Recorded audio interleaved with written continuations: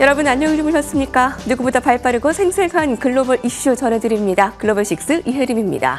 트럼프 대통령과 젤렌스키 우크라이나 대통령의 이 만남이 잘 성사가 됐습니다. 국가안보관여에 대한 논의가 잘 이뤄지면서 이제 3자 회담이 잘 이뤄질 것인가 촉각을 곤두세우고 있습니다.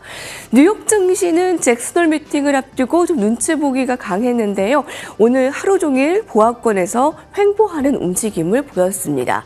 잭슨홀 미팅을 앞두고 지금 예의주시하고 있는 상황과 더불어 이번 주에는 이제 월마트 등의 실적 발표, 여기서의 이제 관세 영향을 소매 판매 업체들이 어떻게 받고 있느냐, 좀 그 부분도 살펴봐야 되겠습니다. 오늘 보합권의 치열한 공방전 속에서 어떠한 일들이 있었는지 지금부터 함께 하시죠.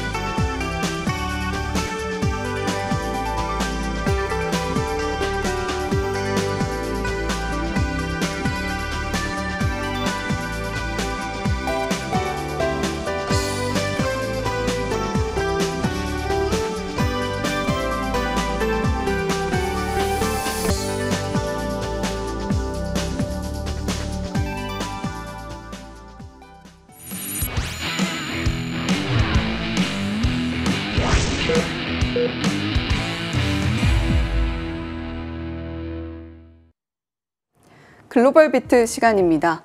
뉴욕 증시가 경계감을 짙게 드러내고 있습니다. 전일 우리장도 코스피와 코스닥 양 지수 모두 큰 폭의 낙폭을 보여줬는데요.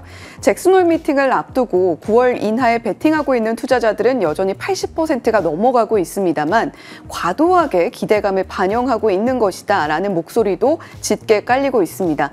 그런 가운데 트럼프 대통령과 젤렌스키 우크라이나 대통령이 만나서 또 여러 가지 이야기들을 나눴는데요.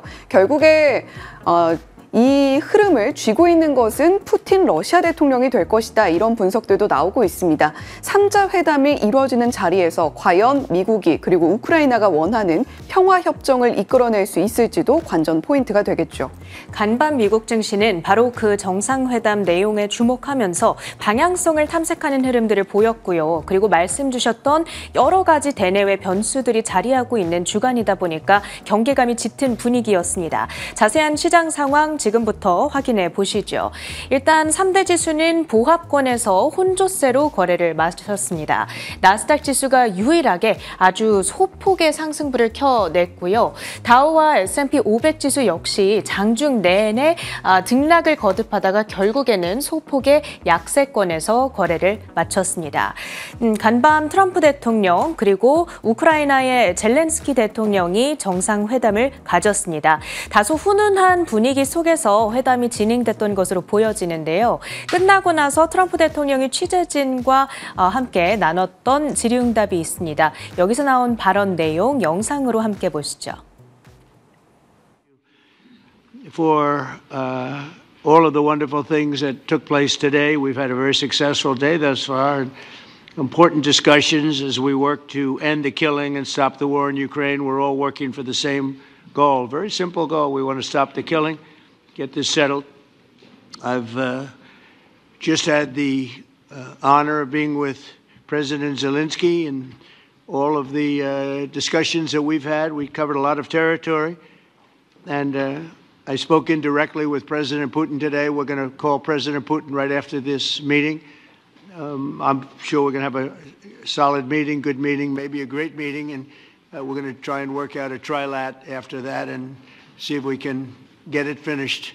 The Alaska summit reinforced my belief that while difficult, peace is within reach, and I believe that in a very significant step, President Putin agreed that Russia would accept security guarantees for Ukraine, and this is one of the key. I think that the European nations are going to take a lot of the burden. We're going to help them, and we're going to make it very secure.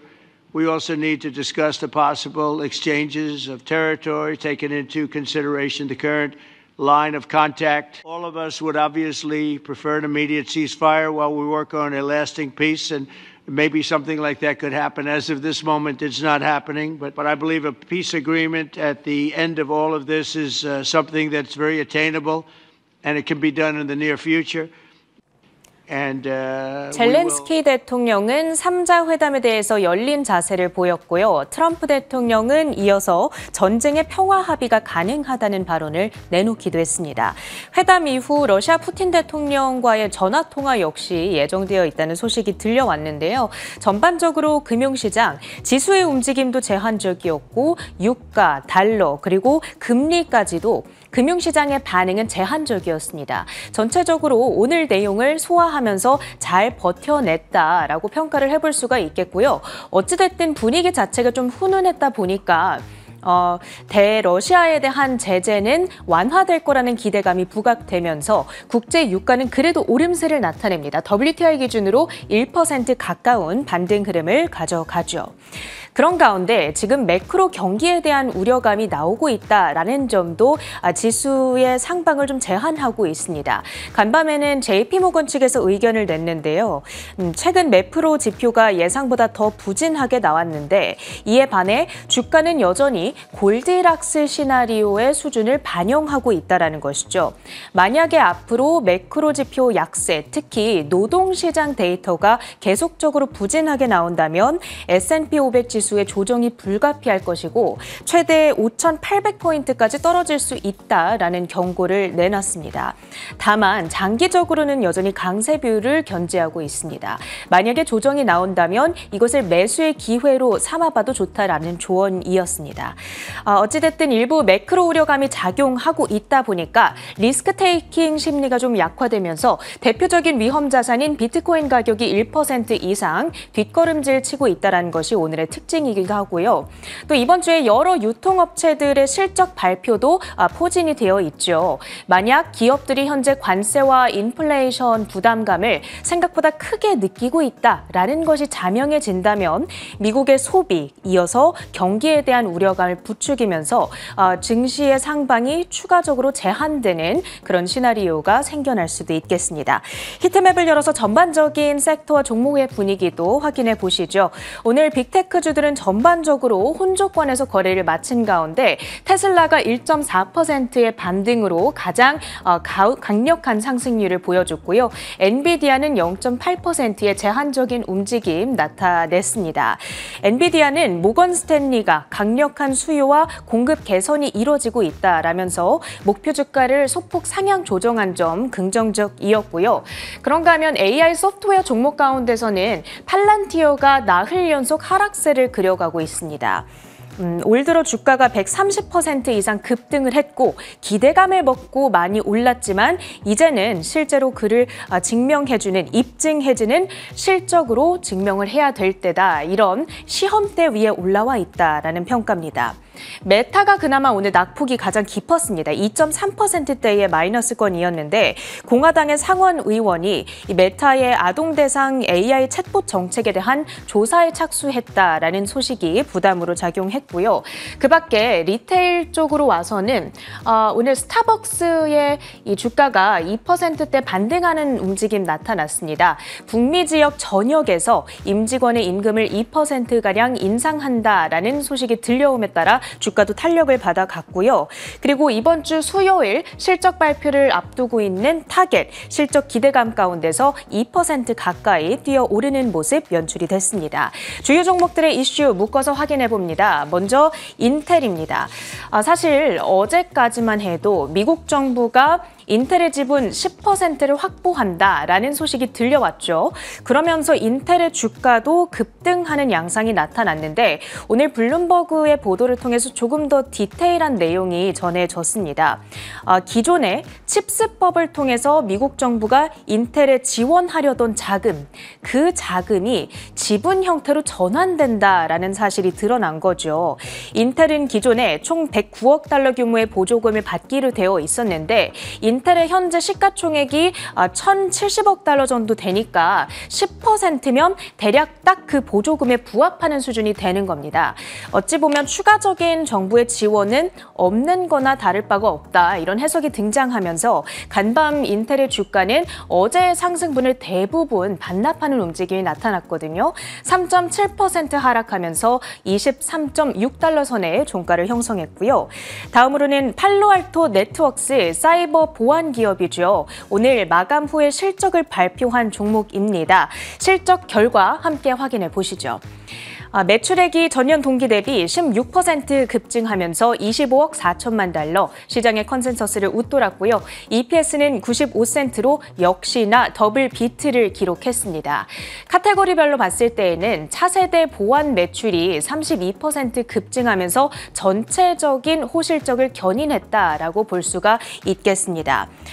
사실 이 팔로알토의 이번 실적 발표가 유난히도 더 주목을 받았던 이유가 있죠. 바로 이스라엘의 사이버 보안 기업 사이버 아크를 인수한 이후에 첫 번째 실적 발표였기 때문입니다.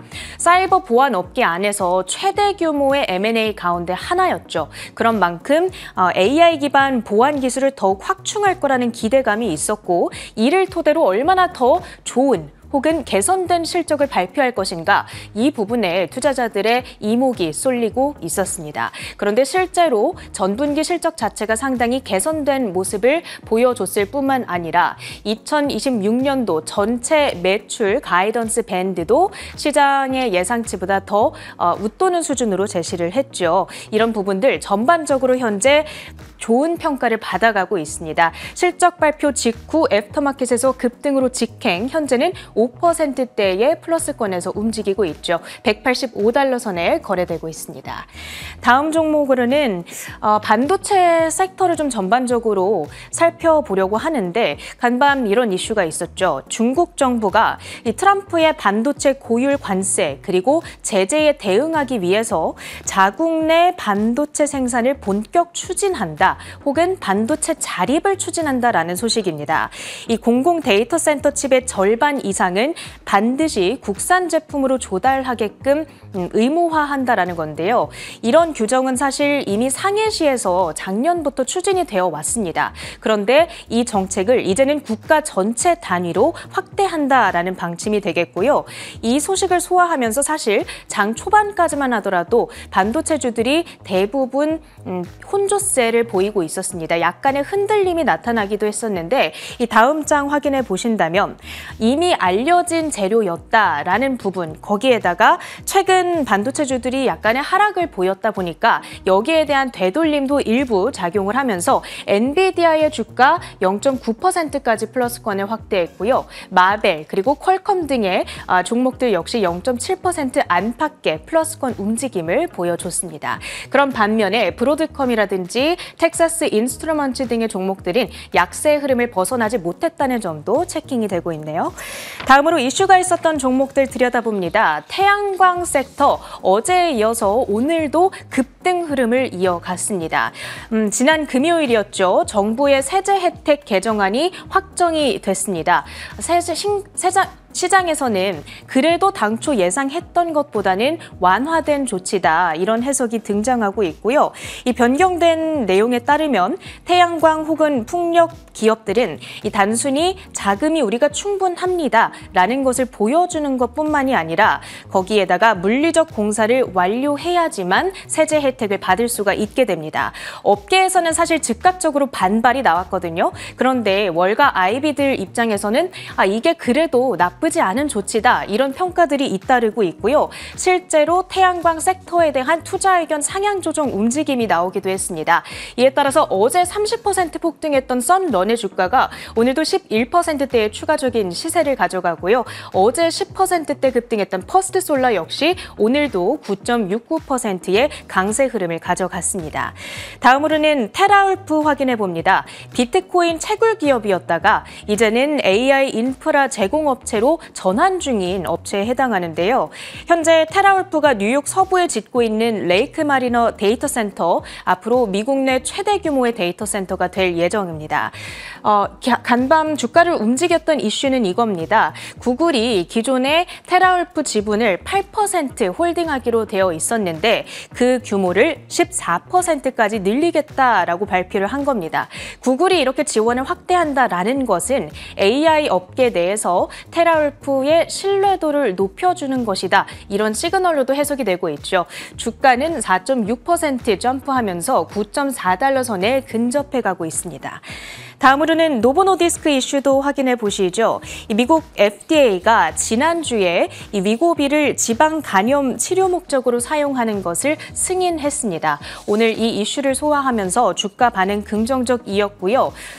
그뿐만 아니라 굿RX 컴퍼니가 이 노보노디스크의 오젬픽을 앞으로 조금 이 저소득층 환자들에게도 499달러의 저렴한 가격에 보급될 수 있게끔 한다. 이런 소식까지도 들려왔거든요. 양사의 주가 반응 긍정적이었습니다. 노보노디스크는 3.7% 급등하면서 53달러대의 종가를 형성하고 있고요. 다음 종목으로는 굿RX 시세를 함께 확인해 보실까요? 네, 굿RX 홀딩스의 경우에는 오늘 37%대 급등한 5.12달러대의 거래를 마쳤습니다. 마지막으로 원자력 테마에 대해서 모건 스탠리 측에서 좋은 이야기를 했더라고요. 원전 모멘텀이 확대되고 있다. 그러면서 몇몇 수혜주들을 구체적으로 지목을 했는데 여기 처음 나와 있는 탈렌 에너지의 경우에는 미국의 독립 발전업체에 해당하고요. 그 밖에도 비스트라 에너지, GE 버노바, 또 퍼블릭 서비스 엔터프라이즈 등을 투자 대상으로 추천했습니다. 올해 들어서 이 종목들의 주가가 대체적으로 좋은 흐름을 가져가고 있는데 추가적인 시세를 기대해 볼 수 있을지 지켜봐야 되겠고요. 오늘 비스트라, 넥스테라 에너지, 컨스텔레이션 등은 1% 안쪽의 상승률을 기록하면서 마무리가 됐습니다. 이렇게 시장 상황 점검해 봤고요. 주요 외신 헤드라인으로 이어갑니다. 매크로 한판 먼저 살펴봅니다. 트럼프 대통령과 젤렌스키 우크라이나 대통령이 만난 자리에서 어떤 이야기가 오갔을까요? 트럼프 대통령은 1주에서 2주 내에 우크라이나 전쟁의 해결 여부를 알게 될 것이다. 이런 발언을 내놨습니다. 사실 러시아와의 만남에서 그다지 큰 진전이 없었기 때문에 젤렌스키 대통령과 만난 자리에서 어떤 큰 이야기가 나오기를 기대한 건 아니었는데요.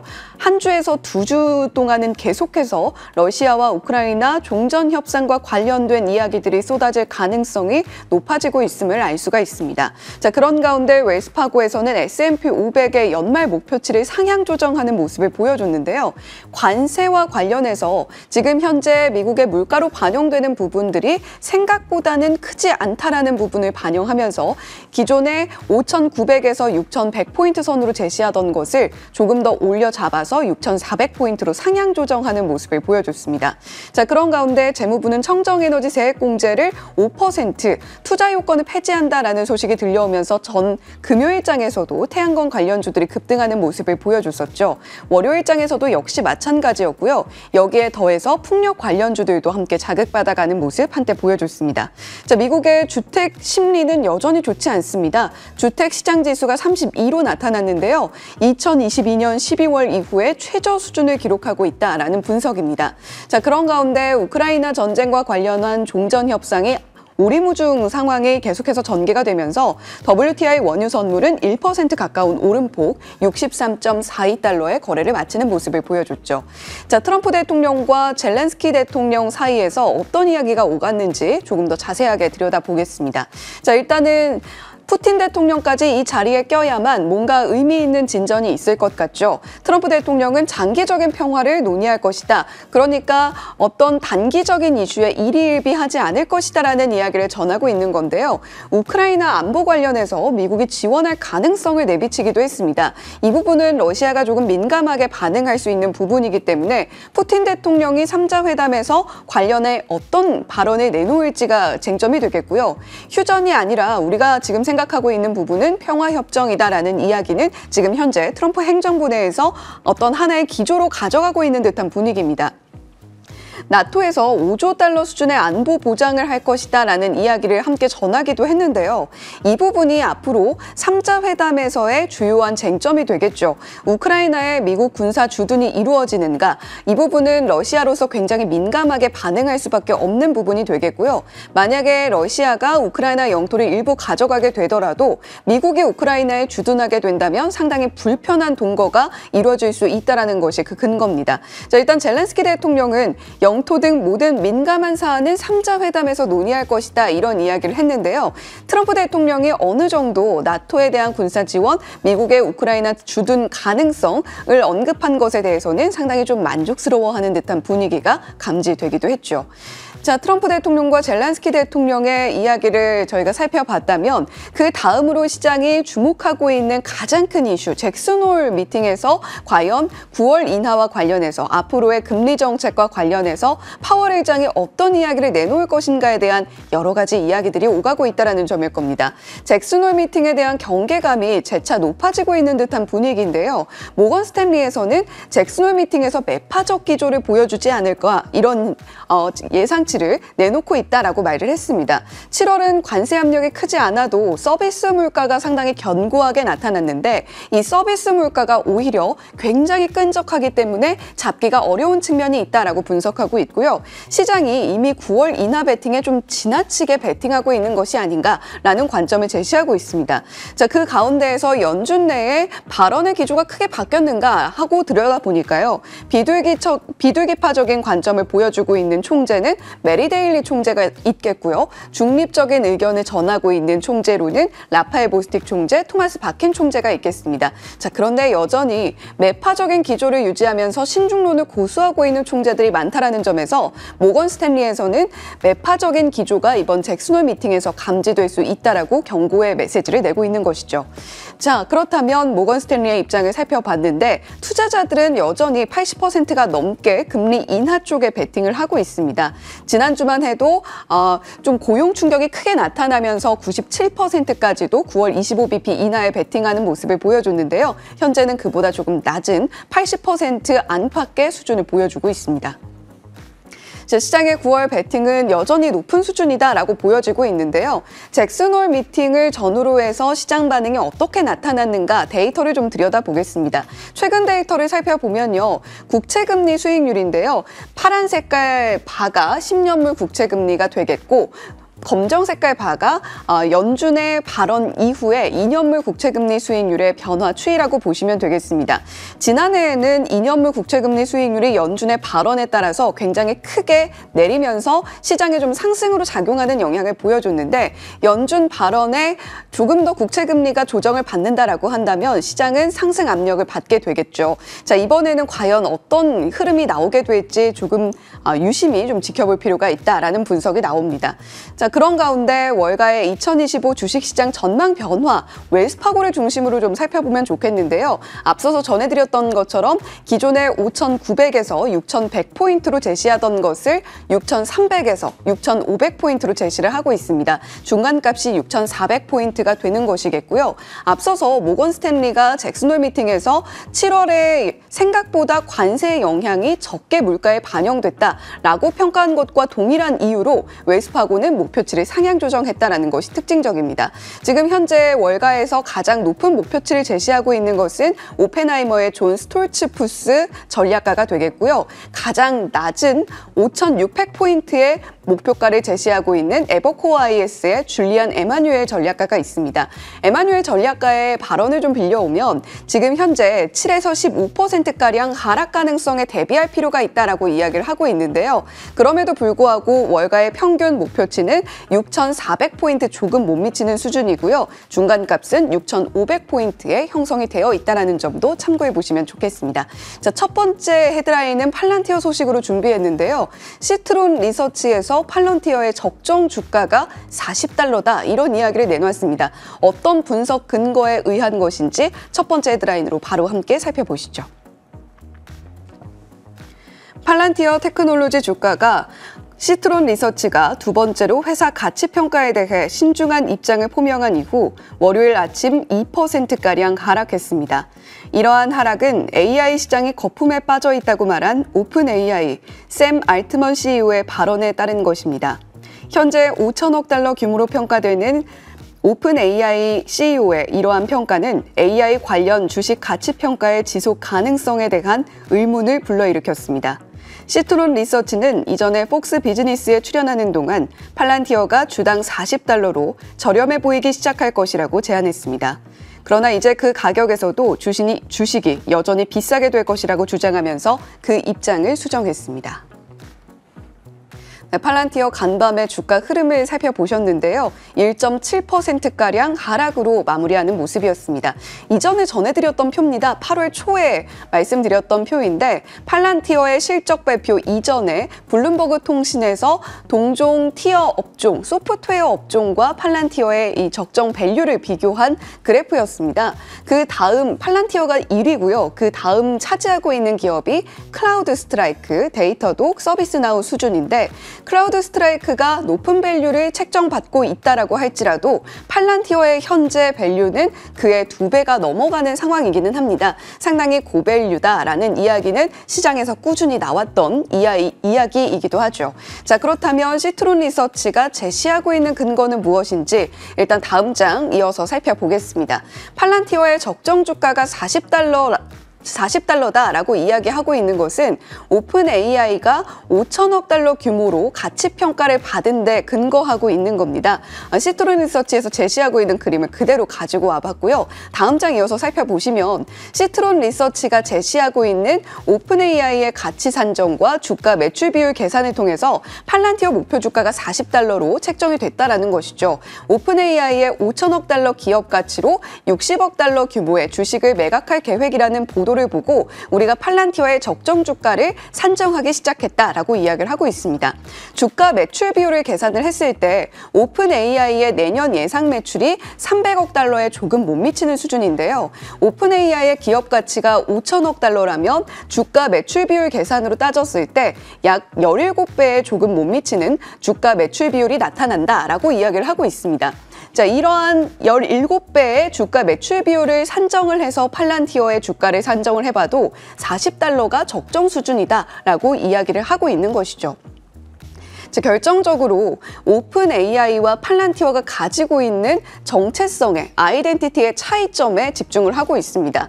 오픈 AI는 무료 구독자가 유료 구독자로 전환되기가 굉장히 쉬운 구조를 취하고 있고 팔란티어가 정부를 중심으로 한 장기 계약에 집중하고 있는 것과 다르게 빠르게 더 많은 사용자를 확보할 수 있는데 굉장히 유리한 위치를 차지하고 있다는 것이죠. 확장성이 높고 구독 모델이라는 점에서 팔란티어보다 더 유동적으로 수익을 확보할 수 있다는 데 집중을 하고 있습니다. 자, 거기다가 팔란티어의 기타 위험 신호로는 내부자 매도가 굉장히 극렬하게 나타나고 있다는 점일 텐데요. CEO인 알렉스 카프가 지난 2년 동안 거의 20억 달러에 달하는 팔란티어 주식을 매도했다라고 전하고 있는데 이러한 내부자 매도세는 다른 기업과 비교해도 굉장히 공격적이었다라고 평가를 하고 있습니다. 자, 이렇게 팔란티어의 적정 주가 관련해서 여러 가지 논란이 있는 가운데 자, 이렇게 살펴보시면서 팔란티어의 변동성에 유의를 하실 필요가 있겠습니다. 글로벌 비트 전해드렸습니다.